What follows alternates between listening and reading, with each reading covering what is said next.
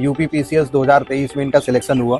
बहुत ज़्यादा humble background से, कोई प्रिविलेज बैकग्राउंड से नहीं है, लेकिन अपनी मेहनत के दम पर पहले आईआईटी खड़गपुर गए।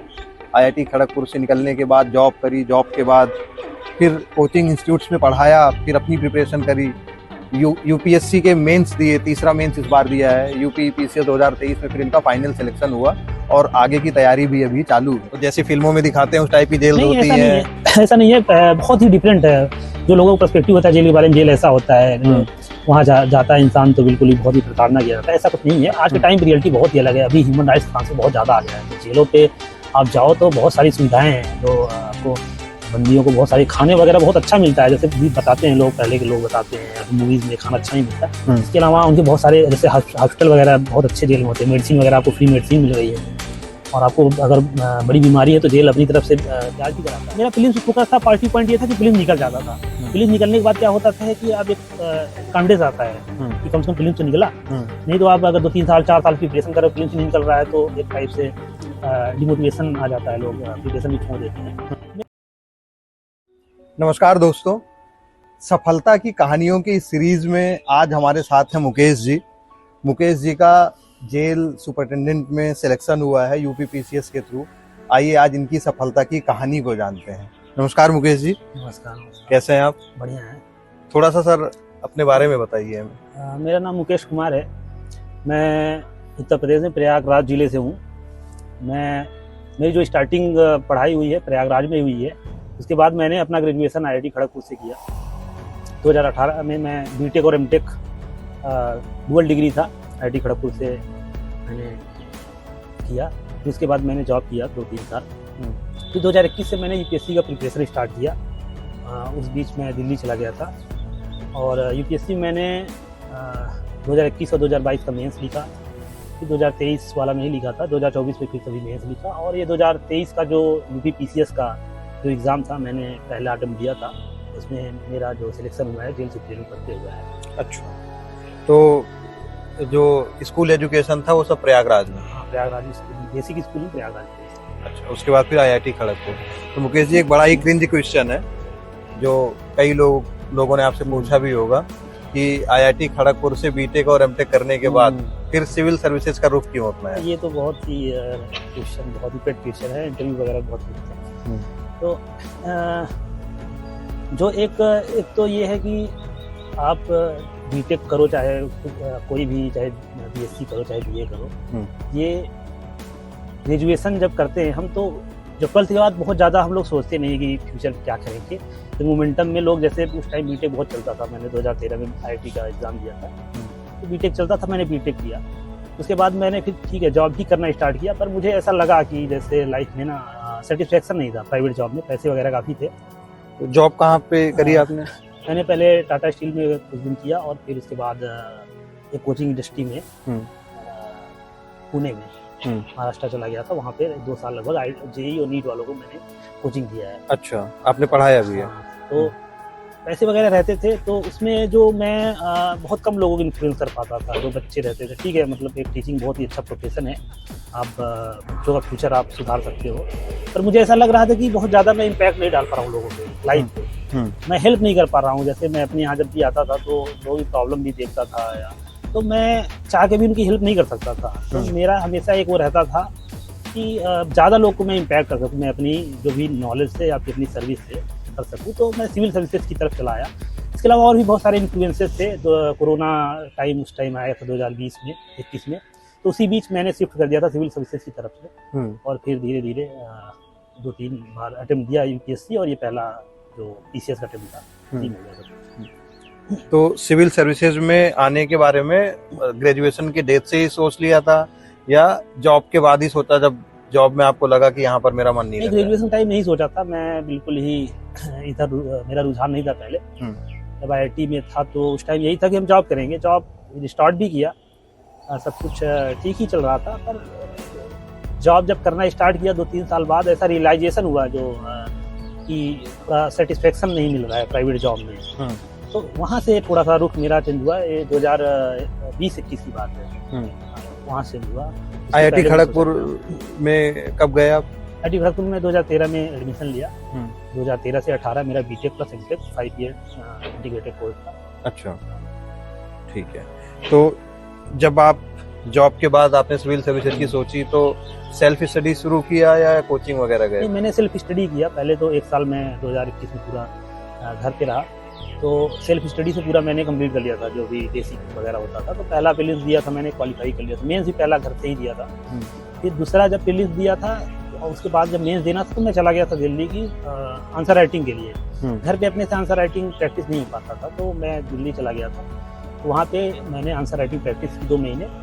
फिर उसके बाद दिल्ली में मैंने कोई कोचिंग वगैरह नहीं किया था, बस वहाँ पे रहता था। 1-1.5 साल वहाँ पे रहता था, लाइब्रेरी जाता था, वहीं पढ़ने पड़ता था। कोचिंग ज्वाइन नहीं करी आपने? कोचिंग कोई नहीं किया। अच्छा, तो अभी जो है जो बीटेक में आपके जूनियर्स हैं उनको अगर आप ये सलाह दें कि वो सिविल सर्विसेज की तैयारी कहाँ से कैसे शुरू करें, तो कैसे करना चाहिए उन्हें? तो अगर जैसे जो बीटेक में गया पहले से अगर मन बना लिया है सिविल सर्विसेज का तो बहुत अच्छा है।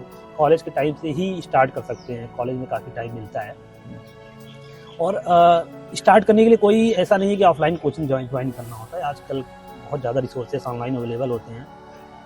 जो भी टॉप कोचिंग क्लासेस हैं, एक तो ऑनलाइन बैचेस चलाते हैं, दूसरा ये भी है कि उनके वीडियोस भी मिल जाते हैं टेलीग्राम वगैरह पे, तो आप उससे स्टार्ट कर सकते हो, अच्छा खासा स्टार्ट कर सकते हो।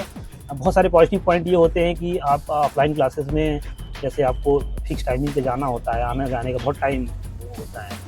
अगर आप ऑनलाइन मैनेज कर सको तो बहुत कम टाइम में आप मैक्सिमम सिलेबस कवर कर सकते हो। मैंने 4 महीने में पूरा यूपीएससी 0 से स्टार्ट करके पूरा 4 महीने। हाँ, तो ये बताइए, जैसे आप कह रहे हैं कि ग्रेजुएशन के टाइम पे आप इतना ज़्यादा सिविल सर्विसेज के लिए नहीं सोचते थे, तो आपने 0 से स्टार्ट किया एक तरीके से ग्रेजुएशन के बाद? क्योंकि पूरा स्टार्टिंग से ही साइंस वाला बैकग्राउंड रहा है। जो भी जनरल स्टडी सब्जेक्ट होते हैं जैसे हिस्ट्री, ज्योग्राफी, पॉलिटी वगैरह, ये सब जो नॉर्मल लोग पढ़ते हैं क्लास 10 तक पढ़ते हैं, उसके बाद नहीं होता है। तो आपने जब 0 से शुरू किया तो कहाँ से कैसे शुरू किया? सबसे पहले क्या पढ़ना? पहले मैंने बुक्स वगैरह कुछ मंगा ली थी लोगों से पूछ के। उसके बाद वीडियो लेक्चर्स एक्चुअली मुझे मिल गया था, कहीं से मिल गया था टेलीग्राम पे, तो मैं वीडियो लेक्चर से ही स्टार्ट किया था। मैं सुबह से शाम तक वीडियो लेक्चर ही देखता रहता था। मेरा ये कॉन्सेप्ट है कि आप डायरेक्ट बुक से पहले नहीं समझ सकते हो कोई चीज़। अगर आपके वो चीज़ें नहीं, अगर आपको कम्प्रिहेंसिव अंडरस्टैंडिंग नहीं है तो आप बुक पढ़ोगे तो पहली बार नहीं समझ में आएगा। बुक ऐसी चीज़ है कि एक बार पढ़ोगे, दूसरी बार पढ़ोगे, तीसरी बार हर बार नया नया निकलता रहता है। तो मेरा ये कॉन्सेप्ट होता था, पहले कोई एक समझा देता है ना पहले पूरी पिक्चर, क्योंकि बिटवीन द लाइन्स बहुत सारी चीज़ें होती हैं। बुक में केवल स्टोरीज केवल शॉर्ट में लिखी जाती है, पर उस चीज़ को समझने के लिए आपको बहुत सारी और बैकग्राउंड की स्टोरी चाहिए होती है। वो चीज़ अगर कोई बताता है तो बहुत आसान हो जाता है। तो उसके लिए मैंने वीडियो लेक्चर्स बहुत देखा। पहले कोई नोट्स वगैरह नहीं बनाया मैंने, बस वीडियो सुबह से शाम तक वीडियो लेक्चर ही देखता रहता था। किसी तरह से पहले बेसिक सिलेबस कंप्लीट किया, एक कम्प्रिहेंसिव अंडरस्टैंडिंग एक डेवलप किया पहले हर सब्जेक्ट की। हिस्ट्री ये है, ज्योग्राफी ये है, पॉलिटी ये होता है, इकोनॉमी ये होता है। तो जब आप पूरा एक कम्प्रिहेंसिव अंडरस्टैंडिंग डेवलप कर लोगे तो आपको एक आइडिया आ जाएगा कि सिविल सर्विसेज मतलब ये है। जो भी अभी आप सिलेबस देखोगे मेंस सिविल सर्विसेज का बहुत बड़ा सिलेबस ऐसा है, ये है। पर आप जब एक बार कोई बता देता है, वीडियो लेक्चर में आप देख लिए हो, तो आप एक मोटा मोटा आइडिया आ जाता है, अच्छा ये था। उसके बाद केवल आपको फैक्ट याद करने हैं। अगर हिस्ट्री की बात करें तो अगर कोई आपको अगर ऐसे ही बता देता है सामने, आप कुछ लिखते भी नहीं है, अगर बता देता है तो आपको एक अंडरस्टैंडिंग डेवलप हो जाएगा कि अच्छा ये होता है। फैक्ट भले नहीं याद होगी कब हुआ था ये वार, पर आपको एक अंडरस्टैंडिंग डेवलप हो जाता है। तो वीडियो लेक्चर के थ्रू मैंने वही किया, बार बार देख के पहले एक अंडरस्टैंडिंग डेवलप किया पूरे सब्जेक्ट का। उसके बाद फिर फैक्ट के लिए मैंने बुक पढ़ना स्टार्ट किया, तो रिवीजन करता गया, फिर पूरा सिलेबस कंप्लीट कर दिया। 4-5 महीने मैंने पूरा कंप्लीट कर लिया था 0 से स्टार्ट करके, और पहला प्रीलिम्स दिया था और उसमें हो गया था। ठीक है। जैसे कुछ लोग कहते हैं कि स्टार्टिंग जो है वो एनसीईआरटी की किताबों से करनी चाहिए, तो आपने एनसीईआरटी वगैरह पढ़ी या फिर एनसीईआरटी की आपको जरूरत महसूस नहीं?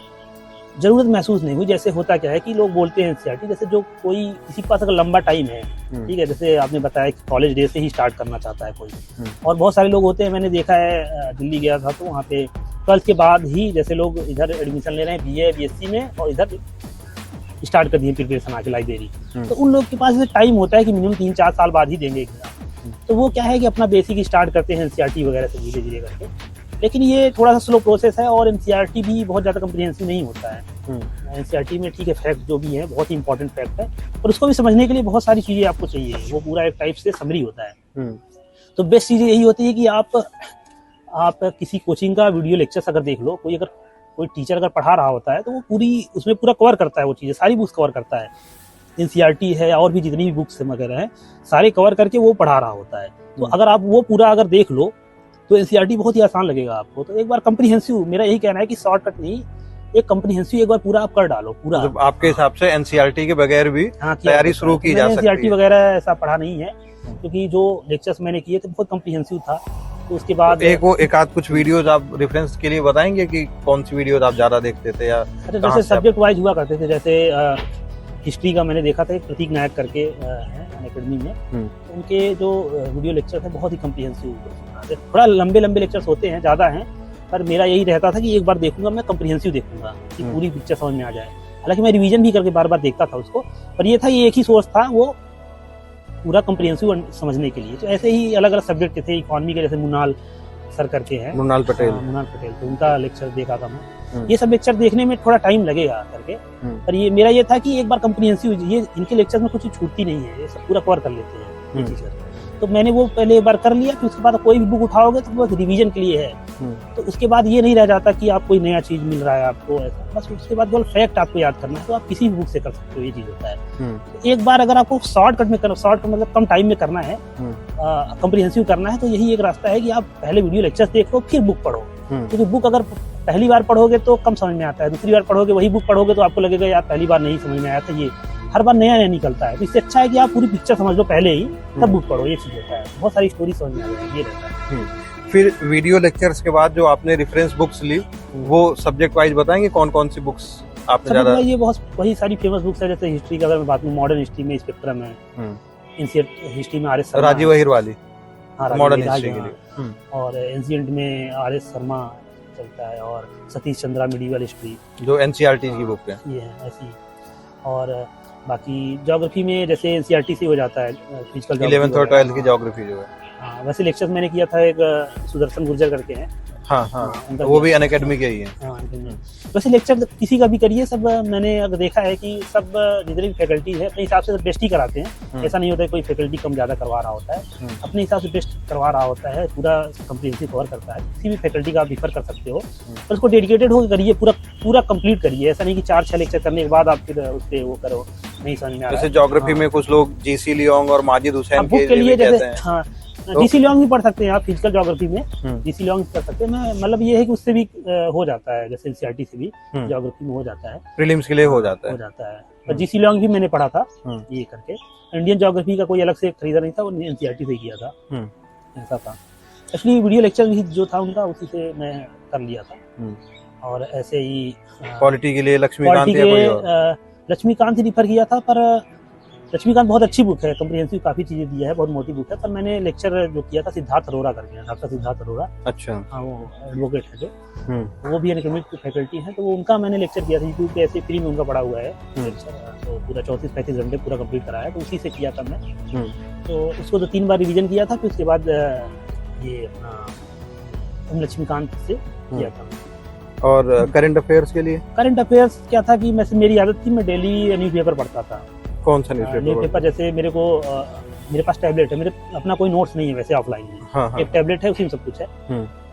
तो सुबह सुबह उस पर टेलीग्राम चैनल से ज्वाइन किया था, उस पर आ जाता था, बहुत सारे पेपर आते थे, उसमें द हिंदू जनरली पढ़ता था मैं, दिल्ली का एडिशन वही करता था। कभी कभी इंडियन एक्सप्रेस खोल लेता था, तो कोई भी एक आप पढ़ो, द हिंदू, इंडियन एक्सप्रेस, सब अच्छे ही है, मतलब वही पढ़ता था, डेली करता था। और जो उसमें एडिटोरियल होता है, मेनली जो पेज 6 पे एडिटोरियल होता है, बहुत इंपॉर्टेंट होता था, मतलब एनालिसिस करने का। जैसे यूपीएससी प्रिपरेशन कर रहे हो तो एनालिसिस आपको करना पड़ेगा, तो उसी से करता था।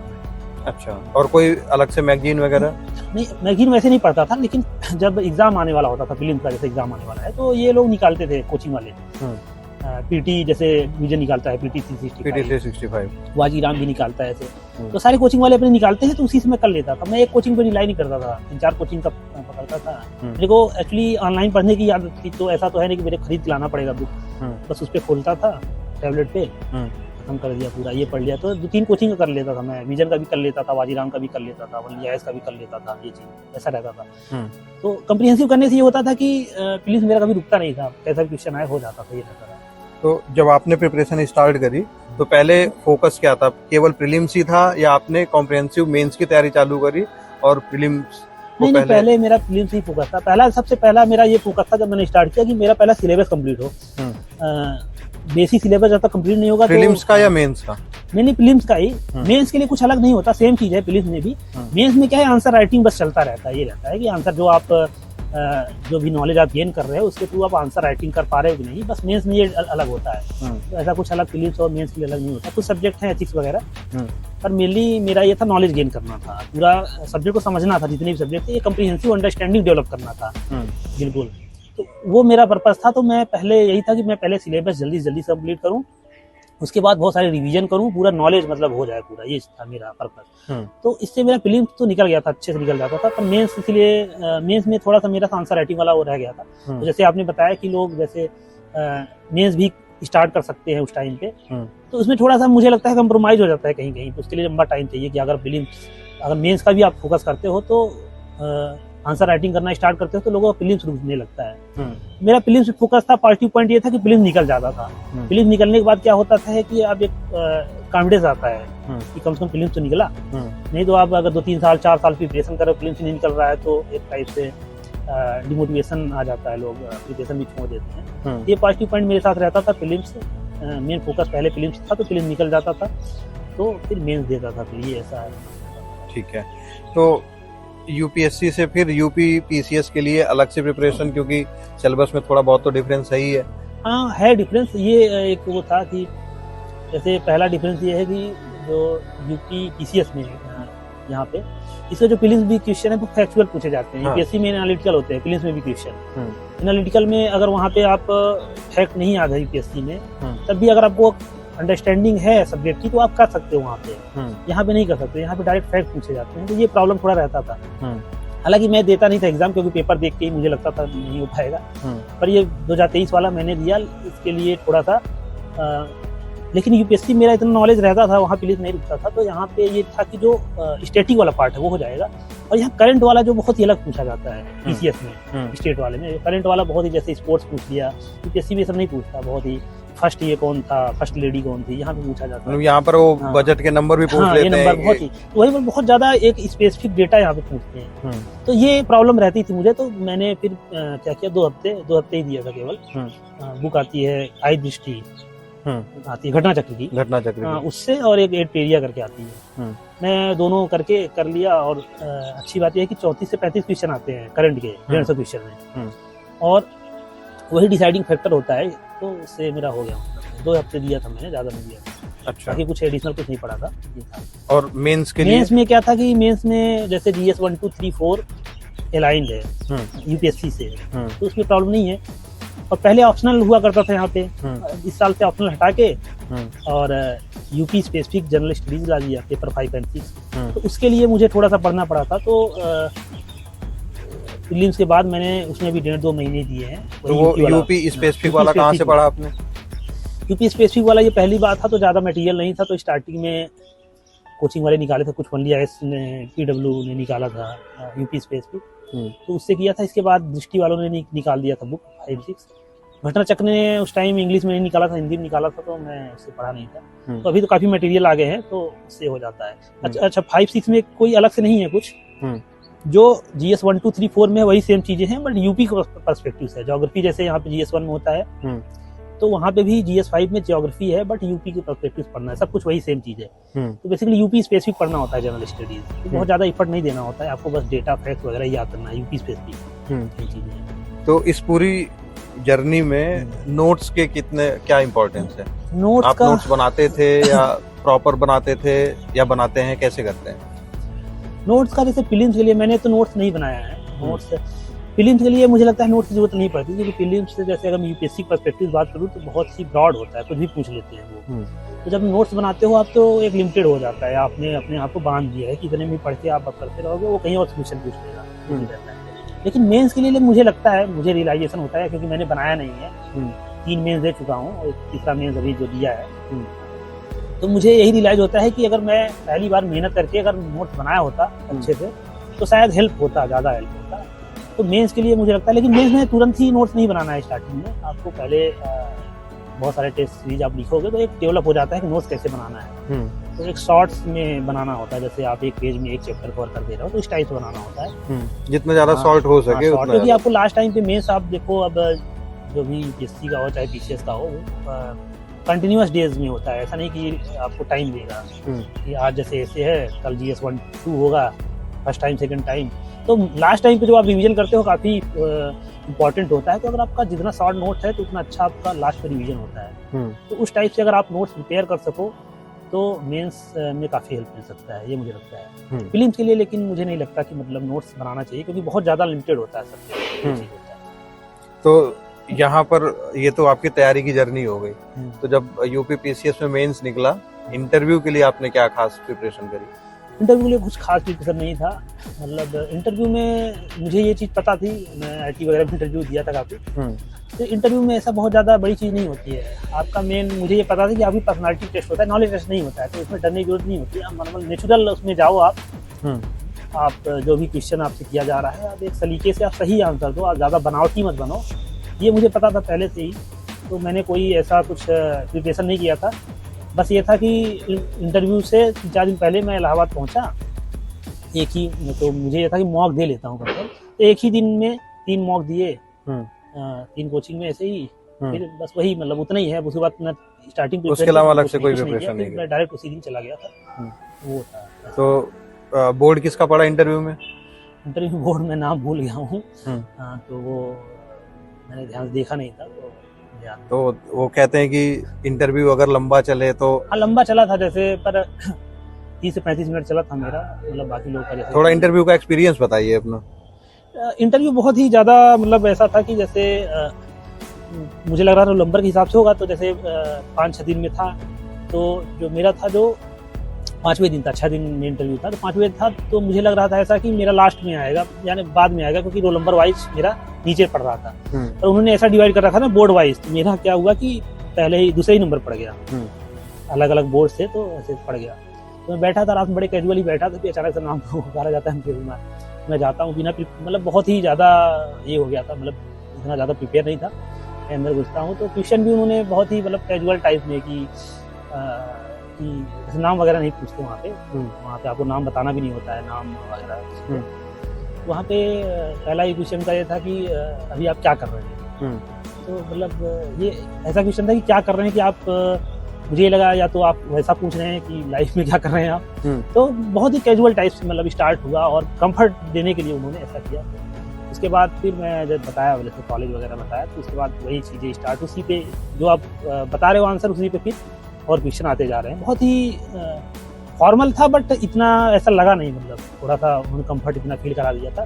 करते करते 35-35 मिनट के राउंड हुए थे, पता भी नहीं चला था। तो जब इंटरव्यू खत्म हुआ तो मन में ये एहसास था कि हो जाएगा, या फिर अनिश्चित था कि यार हो भी सकता है नहीं भी हो सकता?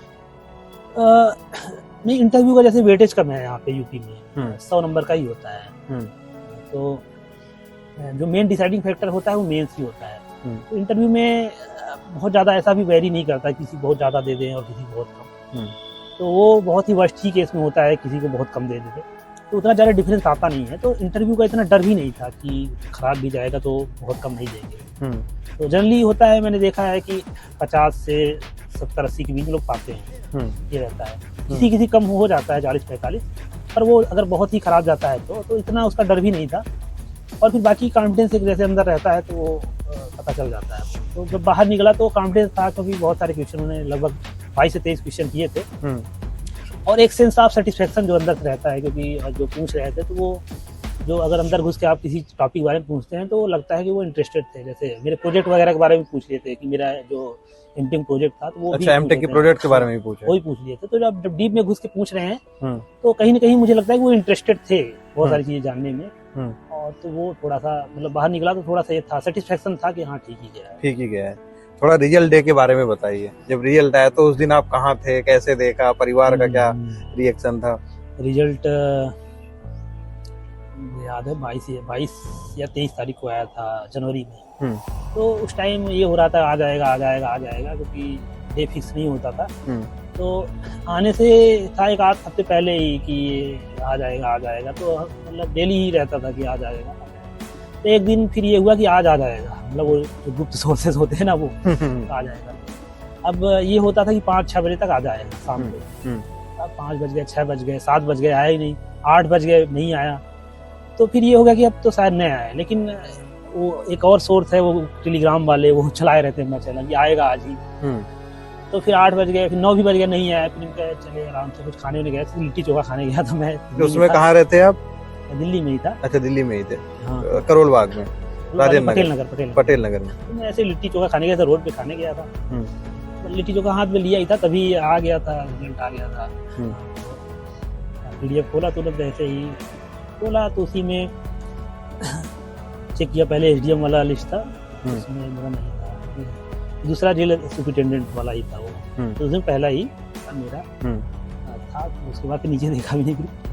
तो मतलब काफ़ी एक टाइप से सरप्राइज नहीं बोलूँगा, क्योंकि थोड़ा सा एक्सपेक्ट तो कर रहा था, पर मतलब जैसे ये नहीं था कि जेल सुपरिटेंडेंट पोस्ट मिल जाएगी। और मतलब वो बहुत खुशी वाला मोमेंट था। मैं लिट्टी चोखा तो दूसरे दिन दिया, मैं खाओ तुम। फिर मैं सबको कॉल भी आने लगे थे, लोगों ने भी रिजल्ट वगैरह देख लिया, घर पे भी बात किया होगा। तो वो मोमेंट एक अलग था, डिस्क्राइब नहीं कर सकता ऐसे, बड़ा मोमेंट लाइफ था। और फैमिली का क्या रिएक्शन था? फैमिली वाले तो बहुत ही खुश होंगे, क्योंकि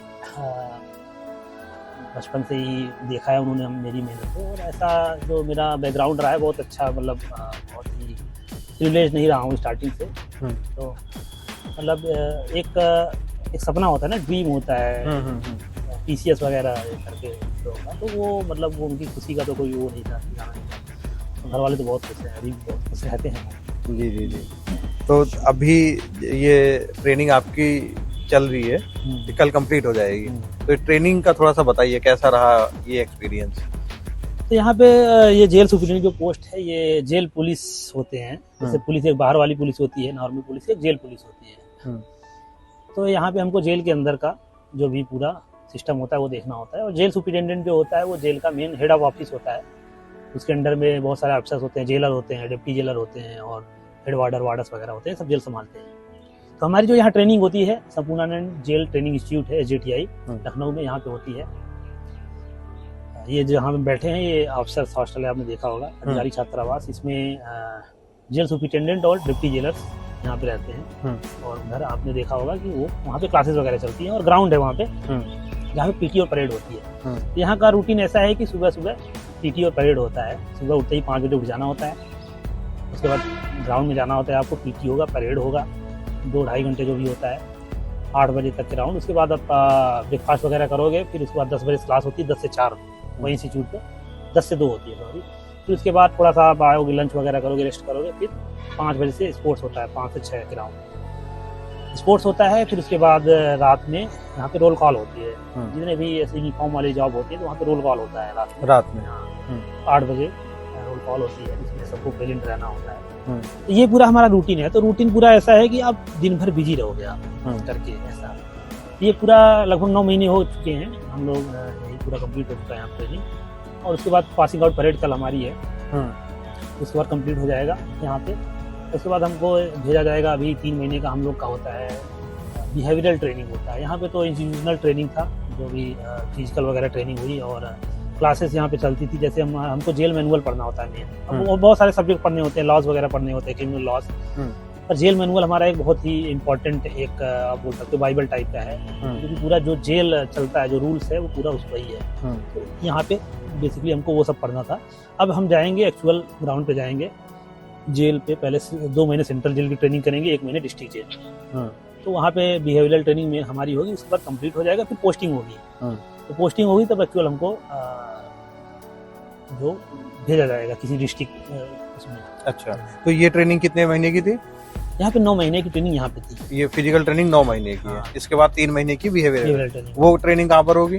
वो जेल पे होती है, सेंट्रल। अच्छा, जैसे 2 महीने सेंट्रल जेल, किसी जैसे यूपी में 7 सेंट्रल जेल हैं, तो किसी भेज देते हैं। जैसे मुझे फतेहगढ़ भेजा गया, फतेहगढ़ सेंट्रल जेल, तो हाँ मैं 2 महीने वहाँ पे ट्रेनिंग करूँगा, उसके बाद 1 महीने डिस्ट्रिक्ट जेल करूँगा। तो अभी इस ट्रेनिंग के दौरान आप लोग रियल जेल विजिट किए, देखे वहाँ? हाँ, रेल कई बार हो चुका है, कई बार जा चुके हैं हम लोग जेल पे। तो वो सब वो एक्सपीरियंस कैसा रहा? मतलब जैसे फिल्मों में दिखाते हैं उस टाइप की जेल होती है? ऐसा नहीं है, बहुत ही डिफरेंट है। जो लोगों का पर्सपेक्टिव होता है जेल के बारे में, जेल ऐसा होता है, वहाँ जाता है इंसान तो बिल्कुल ही बहुत ही प्रताड़ना किया जाता है, ऐसा कुछ नहीं है। बहुत पहले जो सिस्टम हुआ करता था, हमने भी सुना है, मूवी में देखा है, पर आज के टाइम पे रियलिटी बहुत ही अलग है। अभी ह्यूमन राइट्स का कॉन्सेप्ट बहुत ज़्यादा आ गया है, तो जेलों पे आप जाओ तो बहुत सारी सुविधाएं हैं, जो आपको बंदियों को बहुत सारे खाने वगैरह बहुत अच्छा मिलता है, जैसे भी बताते हैं लोग, पहले के लोग बताते हैं, अभी मूवीज में खाना अच्छा नहीं मिलता। आज के टाइम पे खाने का बहुत ही ज़्यादा फोकस किया जाता है, क्योंकि ये बहुत बेसिक नीड है, खाने अच्छे मिलते हैं। इसके अलावा उनके बहुत सारे जैसे हॉस्पिटल वगैरह बहुत अच्छे जेल में होते हैं, मेडिसिन वगैरह आपको फ्री मेडिसिन मिल रही है, और आपको अगर बड़ी बीमारी है तो जेल अपनी तरफ से इलाज भी कराता है। तो बहुत सारे ह्यूमन राइट्स कॉन्सेप्ट की वजह से बहुत सारा एक ह्यूमन टच दे दिया गया है। तो वैसा नहीं है जैसे लोग बताते हैं, आप जैसे मूवीज में देखते हैं, बहुत ही अलग है। आप कभी जेल पे आइए, आप विजिट करिए तो पता चलेगा आपको, बहुत अच्छा है, वैसा नहीं कुछ। तो अभी ये जो करंट आपकी ट्रेनिंग चल रही है और जो ये सारी चीजें हैं, तो इसमें मन लग रहा है या फिर अब आगे की और तैयारी करेंगे आप? नहीं, आगे की तैयारी तो ठीक है, चल रहा है। जैसे यूपीएससी का मेंस मैंने दिया था, पर ट्रेनिंग मेरा एक कॉन्सेप्ट रहता है कि जो मैं करंट कर रहा हूँ तो उस पर फोकस रहता ही है, ऐसा नहीं कि इसको इग्नोर करके मैं फ्यूचर करूँगा। तो मेरा ये ट्रेनिंग तो मैंने पूरा मन लगा के किया, ऐसी बात नहीं है। वो जो जब एग्जाम आता है तो मैं देख लेता हूँ, करता हूँ, ऐसा तो दोनों चलता है साथ में ये चीज़ें। तो अभी जैसे आप जेल सुपरिटेंडेंट बन गए हैं, तो कोई आपका रोल मॉडल जेलर है कि आप उसकी तरह बनना चाहेंगे, या जेल की व्यवस्थाओं को सुधारने के लिए कुछ आपने सोचा है ऐसा? यहाँ पे है क्या कि जैसे हर जेल में, किसी भी जेल में जाते हैं तो जो भी प्रॉब्लम होती है, यूनिक प्रॉब्लम होती है, तो वहाँ पे इनोवेशन एक बहुत ही इंपॉर्टेंट फैक्टर है। तो ऐसे बहुत सारे जेल सुपरिटेंडेंट हैं जिन्होंने अपने स्तर पे बहुत अच्छी चीजें की, अच्छा काम किया है। तो सबका यूनिक एक पर्सपेक्टिव होता है, क्योंकि ये जो पोस्ट होती है हेड ऑफ ऑफिस होता है, तो आप फ्री हो, आपको जो भी है जेल मैनुअल के अंदर हमारे बहुत ही जेल सुपरिटेंडेंट को डिस्क्रिप्शन दिया जाता है कि आप कैदियों का जो भी है उनका अगर आप भला करने के लिए आप काफ़ी चीज़ें कर सकते हो, तो उसके लिए यहाँ पे बहुत सारे सुपरिटेंडेंट ने किया है। तो मेरा भी वही अप्रोच रहेगा, जाऊँगा तो प्रॉब्लम के अकॉर्डिंग सॉल्यूशन होगा इसका। तो बहुत सारे जेल सुपरिटेंडेंट हैं, मैं किसी एक नाम दे के दूसरों को नहीं करना चाहता, तो रोल मॉडल तो है। जी। तो एक जेल सुपरिटेंडेंट के नीचे कितने डिप्टी जेलर्स होते हैं? मतलब ये डिपेंड करता है, जेल के अकॉर्डिंग डिपेंड करता है कितना अच्छा, जेल कितना में, बड़ा जेल है, कितनी जेल की पॉपुलेशन, एक कैपेसिटी होती है। तो जैसे छोटे जेल में होता है, जैसे जहाँ पे 500 से 1000 कैदी के बीच में जहाँ पे रखे जा सकते हैं, तो वहाँ पे 3 से 5, 7 डिप्टी जेलर्स होते हैं, और जेलर एक जेलर जनरली होता है। जैसे जैसे जैसे कैपेसिटी जेल की बढ़ती जाती है, 1000 के ऊपर होता है, 1500 के ऊपर 2000, तो उस हिसाब से डिप्टी जेलर भी बढ़ते जाते हैं, और जेलर भी कहीं कहीं पे 2 जेलर रखे जाते हैं, 3 जेलर भी रखे जा सकते हैं। तो वो डिपेंड करता है आपकी कैपेसिटी कितनी है। तो इन जनरल जो छोटे जेल होते हैं 1000 से कम वाले, वहाँ पे 1 जेलर होते हैं और 3 से 5, 7 डिप्टी जेलर्स होते हैं। ऐसा ठीक है मुकेश जी, बहुत बहुत धन्यवाद आपका, आपने हमको समय दिया, और भविष्य के लिए आपको बहुत बहुत शुभकामनाएं। तो साथियों, ये थे मुकेश जी, यूपीपीसीएस 2023 में इनका सिलेक्शन हुआ। बहुत ज़्यादा हम्बल बैकग्राउंड से, कोई प्रिविलेज बैकग्राउंड से नहीं है, लेकिन अपनी मेहनत के दम पर पहले आईआईटी खड़गपुर गए। आईआईटी खड़गपुर से निकलने के बाद जॉब करी, जॉब के बाद फिर कोचिंग इंस्टीट्यूट्स में पढ़ाया, फिर अपनी प्रिपरेशन करी, यूपीएससी के मेंस दिए, तीसरा मेंस इस बार दिया है, यूपीपीसीएस 2023 में फिर इनका फाइनल सिलेक्शन हुआ, और आगे की तैयारी भी अभी चालू है। आशा यही करता हूँ कि इनकी इस कहानी से आप सबको भी प्रेरणा मिली होगी। मिलेंगे फिर अगली किसी कहानी के साथ, तब तक के लिए नमस्कार।